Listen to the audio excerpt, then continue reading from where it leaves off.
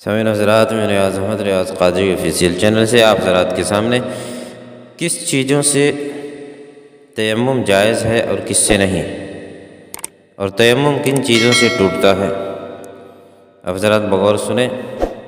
اس سے پہلے چینل کو سبسکرائب کر لیں، شیئر کریں، لائک کریں، کمنٹ کریں۔ کس چیز سے تیمم جائز ہے اور کس سے نہیں؟ مسئلہ تیمم اسی چیز سے ہو سکتا ہے جو جنس زمین سے ہو، اور اگر جو چیز زمین کی جنس سے نہیں اس سے تیمم جائز نہیں۔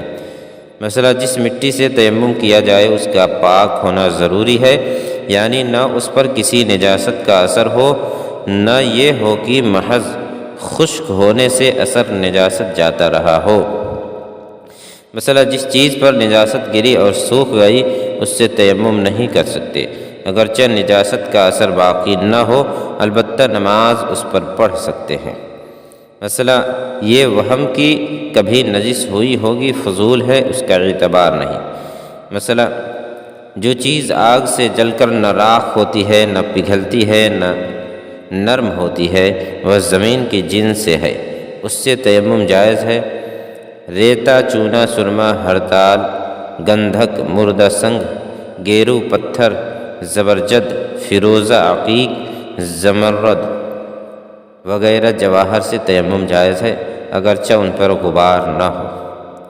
مثلا پکی اینٹ، چینی یا مٹی کے برتن سے جس پر کسی ایسی چیز کی رنگت ہو جو جنس زمین سے ہے، جیسے گیرو، خریا، مٹی، یا وہ چیز جس کی رنگت جنس زمین سے تو نہیں مگر برتن پر اس کا جرم نہ ہو، تو ان دونوں صورتوں میں اس سے تیمم جائز ہے، اور اگر جنس زمین سے نہ ہو اور اس کا جرم برتن پر ہو تو جائز نہیں۔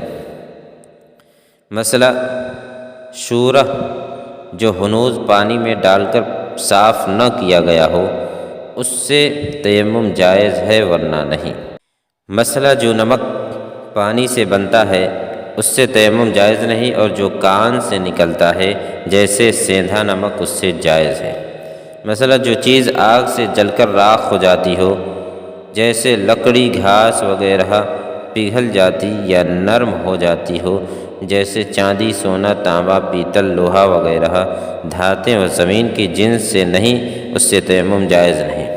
ہاں یہ دھاتیں اگر کان سے نکال کر پگھلائی نہ گئی ہوں کہ ان پر مٹی کے اجزاء ہنوز باقی ہیں تو ان سے تیمم جائز ہے، اور اگر پگھلا کر صاف کر لی گئیں اور ان پر اتنا غبار ہے کہ ہاتھ مارنے سے اس کا اثر ہاتھ پر میں ظاہر ہوتا ہے تو اس غبار سے تیمم جائز ہے، ورنہ نہیں۔ مثلا غلہ، گیہوں، جو وغیرہ اور لکڑی یا گھاس اور شیشہ پر غبار ہو تو اس غبار سے تیمم جائز ہے، جبکہ اتنا ہو کہ ہاتھ میں لگ جاتا ہو، ورنہ نہیں۔ مثلا مشک و عنبر، کافور، لوبان سے تیمم جائز نہیں۔ مثلا موتی اور سیپ اور گھونگھے سے تیمم جائز نہیں، اگرچہ پسے ہوں، ان چیزوں کے چونے سے بھی ناجائز ہے۔ مثلا راکھ اور سونے، چاندی، فولاد وغیرہ سے کے کشتوں سے بھی جائز نہیں۔ مثلا زمین یا پتھر جل کر سیاہ ہو جائے اس سے تیمم جائز ہے، یوں ہی اگر پتھر جل کر راکھ ہو جائے اس سے بھی جائز ہے۔ مثلا اگر خاک میں راکھ مل جائے اور خاک زیادہ ہو تو تیمم جائز ہے، ورنہ نہیں۔ زرد، سرخ، سبز، سیاہ رنگ کی مٹی سے تیمم جائز ہے، مگر جب رنگ چھوٹ کر ہاتھ، منہ اور رنگ کو رنگین کر دے تو بغیر ضرورت شدیدہ اس سے تیمم کرنا جائز نہیں، اور کر لیا تو ہو گیا۔ مثلا بھیگی مٹی سے تیمم جائز ہے جبکہ مٹی غالب ہو۔ مثلا مسافر کا ایسی جگہ گزر ہوا کہ سب طرف کیچڑ ہی کیچڑ ہے اور پانی نہیں پاتا کہ وضو یا غسل کرے، اور کپڑے میں بھی غبار نہیں، تو اسے چاہیے کہ کپڑا کیچڑ میں سان کر سکھائے اور اس سے تیمم کرے، اور اگر وقت جاتا ہو تو مجبوری کو کیچڑ ہی سے تیمم کر لے جبکہ مٹی غالب ہو۔ مثلا گدے اور دری وغیرہ میں غبار ہے تو اس سے تیمم کر سکتا ہے اگرچہ وہاں مٹی موجود ہو، جبکہ غبار اتنا ہو کہ ہاتھ پھیرنے سے انگلیوں کا نشان بن جائے۔ مثلا نجس کپڑے میں غبار ہو، اس سے تیمم جائز نہیں، ہاں اگر اس کے سوکھنے کے بعد غبار پڑا تو جائز ہے۔ مثلا مکان بنانے یا گرانے میں یا کسی اور صورت سے منہ اور ہاتھ پر گرد پڑی اور تیمم کی نیت سے منہ اور ہاتھ پر مسح کر لیا، تیمم ہو گیا۔ مثلا کچ کی دیوار پر تیمم جائز ہے، مصنوعی مردہ سنگ سے تیمم جائز نہیں، مونگے یا اس کی راکھ سے تیمم جائز نہیں۔ مثلا جس جگہ سے ایک نے تیمم کیا دوسرا بھی کر سکتا ہے۔ یہ جو مشہور ہے کہ مسجد کی دیوار یا زمین سے تیمم ناجائز اور مکروہ ہے، غلط ہے۔ مثلا تیمم کے لیے ہاتھ زمین پر مارا اور مسح سے پہلے ہی تیمم ٹوٹنے کا کوئی سبب پایا گیا تو اس سے تیمم نہیں کر سکتا۔ تیمم کن چیزوں سے ٹوٹتا ہے؟ مثلا جن چیزوں سے وضو ٹوٹتا ہے یا غسل واجب ہوتا ہے ان سے تیمم بھی جاتا رہے گا، اور علاوہ ان کے پانی پر قادر ہونے سے بھی تیمم ٹوٹ جائے گا۔ مثلا مریض نے غسل کا تیمم کیا تھا اور اب اتنا تندرست ہو گیا کہ غسل سے ضرر نہ پہنچے گا، تیمم جاتا رہا۔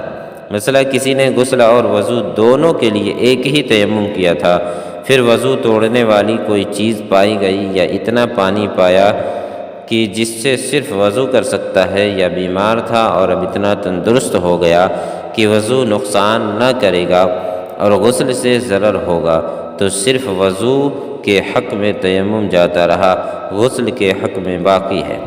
مثلا جس حالت میں تیمم ناجائز تھا اگر وہ بعد تیمم پائی گئی، تیمم ٹوٹ گیا۔ جیسے تیمم والے کا ایسی جگہ گزر ہوا کہ وہاں سے 1 میل کے اندر پانی ہے تو تیمم جاتا رہا، یہ ضرور نہیں کہ پانی کے پاس ہی پہنچ جائے۔ مثلا اتنا پانی ملا کہ وضو کے لیے کافی نہیں ہے، یعنی 1 مرتبہ منہ اور ایک مرتبہ دونوں ہاتھ پاؤں نہیں دھو سکتا تو وضو کا تیمم نہیں ٹوٹا، اور اگر ایک مرتبہ دھو سکتا ہے تو جاتا رہا۔ یوں ہی غسل کے تیمم کرنے والے کو اتنا پانی ملا جس سے غسل نہیں ہو سکتا تو تیمم نہیں گیا۔ مثلا ایسی جگہ گزرا کہ وہاں سے پانی قریب ہے مگر پانی کے پاس شیر یا سانپ یا دشمن ہے جس سے جان یا مال یا آبرو کا صحیح اندیشہ ہے، یا قافلہ انتظار نہ کرے گا اور نظروں سے غائب ہو جائے گا، یا سواری سے اتر نہیں سکتا جیسے ریل یا گھوڑا کی اس کے روکے نہیں رکتا، یا گھوڑا ایسا ہے کہ اترنے تو دے گا مگر پھر چڑھنے نہ دے گا، یا یہ اتنا کمزور ہے کہ پھر چڑھ نہ سکے گا، یا کنویں میں پانی ہے اور اس کے پاس ڈول رسی نہیں، تو ان سب صورتوں میں تیمم نہیں ٹوٹا۔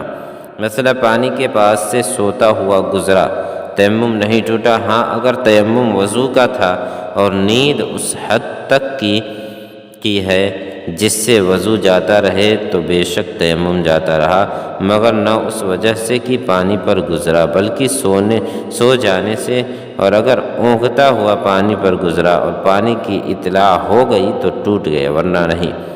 مثلا پانی پر گزرا اور اپنا تیمم یاد نہیں، جب بھی تیمم جاتا رہا۔ مثلا نماز پڑھتے میں گدھے یا خچر کا جھوٹا پانی دیکھا تو نماز پوری کرے، پھر اس سے وضو کرے، پھر تیمم کرے اور نماز لوٹائے۔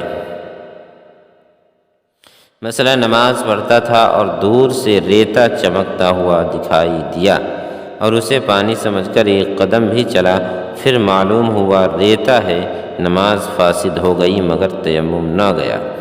مثلا چند شخص تیمم کیے ہوئے تھے، کسی نے ان کے پاس ایک وضو کے لائق پانی لا کر کہا جس کا جی چاہے اس سے وضو کر لے، سب کا تیمم جاتا رہے گا، اور اگر وہ سب نماز میں تھے تو نماز بھی سب کی گئی، اور اگر یہ کہا کہ تم سب اس سے وضو کر لو تو کسی کا بھی تیمم نہ ٹوٹے گا۔ یوں ہی اگر یہ کہا کہ میں نے تم سب کو اس پانی کا مالک کیا، جب بھی تیمم نہ گیا۔ مثلا پانی نہ ملنے کی وجہ سے تیمم کیا تھا، اب پانی ملا تو ایسا بیمار ہو گیا کہ پانی نقصان کرے گا، تو پہلا تیمم جاتا رہا۔ اب بیماری کی وجہ سے پھر تیمم کرے، یوں ہی بیماری کی وجہ سے تیمم کیا، اب اچھا ہوا تو پانی نہیں ملتا، جب بھی نیا تیمم کرے۔ مثلا کسی نے غسل کیا مگر تھوڑا سا بدن سوکھا رہ گیا، یعنی اس پر پانی نہ بہا اور پانی بھی نہیں کہ اسے دھو لے۔ اب غسل کا تیمم کیا، پھر بے وضو ہوا اور وضو کا بھی تیمم کیا، پھر اسے اتنا پانی ملا کہ وضو بھی کر لے اور وہ سوکھی جگہ بھی دھو لے، تو دونوں تیمم وضو اور غسل کے جاتے رہے۔ اور اگر اتنا پانی ملا کہ نہ اس سے وضو ہو سکتا ہے نہ وہ جگہ دھل سکتی ہے، تو دونوں تیمم باقی ہیں، اور اس پانی کو اس خشک حصہ کو دھونے میں صرف کرے جتنا دھل سکے، اور اگر اتنا ملا کہ وضو ہو سکتا ہے اور خشکی کے لیے کافی نہیں تو وضو کا تیمم جاتا رہا، اس سے وضو کرے، اور اگر صرف خشک حصہ کو دھو سکتا ہے اور وضو نہیں کر سکتا تو غسل کا تیمم جاتا رہا، وضو کا باقی ہے، اس پانی کو اس کے دھونے میں صرف کرے، اور اگر ایک کر سکتا ہے چاہے وضو کرے چاہے اسے دھو لے تو غسل کا تیمم جاتا رہا، اس سے اس جگہ کو دھو لے اور وضو کا تیمم باقی ہے۔ آپ ذرا چینل کو سبسکرائب کر لیں، شیئر کریں، لائک کریں، کمنٹ کریں۔